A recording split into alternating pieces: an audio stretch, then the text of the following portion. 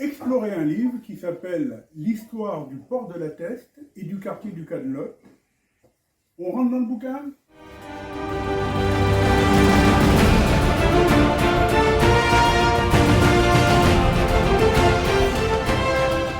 Avant 1840, les bateaux étaient obligés de s'arrêter au port du Callao, qui est vers l'Aiguillon là-bas, parce qu'ils ne pouvaient pas aller plus loin. Et dès 1789, dans les cahiers des doléances, les testerins avaient demandé à ce qu'un chenal soit creusé qui permette d'arriver jusqu'au bourg. Heureusement, il s'est passé quelque chose en 1841. Tu sais qu'est-ce qui s'est passé en 1841 ?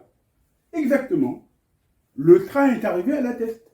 Et donc, avant que le train n'arrive à La Teste, comme nous expliquait notre ami la mascotte, vers 1840, la municipalité de La Teste a collecté des fonds, elle a demandé à la Société du chemin de fer de contribuer, et un chenal a été creusé, comme on le voit là.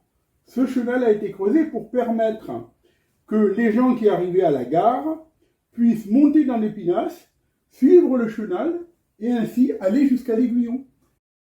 Lorsque le chenal a été creusé, on a mis sur le côté les déblais du chenal, dans les années 41-42, et ensuite, en 1852, on a renforcé la digue. Et ensuite, la digue a été renforcée de 52 à 56, et on verra plus tard qu'à partir de 1868, on a fermé l'endiguement au nord, et donc ce quartier, qui avant était tout le temps dans l'eau, est devenu une sorte de polder, un peu comme en Hollande. Ensuite, en 1883, comme l'activité ostréicole se développait, on a créé, parallèlement au canal principal, on a créé un canal secondaire, et pour accéder à ce canal secondaire, on a créé un quai ouest, et on a créé une darse qui descendait là. Et à l'époque, on avait un chenal central, qui a disparu depuis, on va le voir tout à l'heure. En 1934, le chenal central qui était là a été bouché, et puis le triangle nord a été rehaussé. Qu'est-ce que tu dis ? Ah oui, d'accord.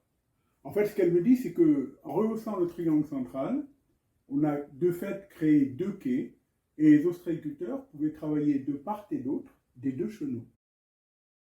En 1961, il y a eu un nouveau dragage. Ce dragage a permis, en utilisant les déblais du dragage, d'une part, de renforcer le triangle central, et d'autre part, d'étendre les quais à l'ouest. Et ça a coûté... combien ça a coûté, tu peux me dire ? Ah bon, quand même, ça a coûté 109 998 nouveaux francs de l'époque. D'accord. Et on a enlevé combien ? Ah, quand même, 19 223 mètres cubes. Le dernier dragage a eu lieu en 2021. On se rappelle des batailles avec le dépôt, où est-ce qu'on allait mettre à la Mole, où est-ce qu'on allait les mettre ailleurs.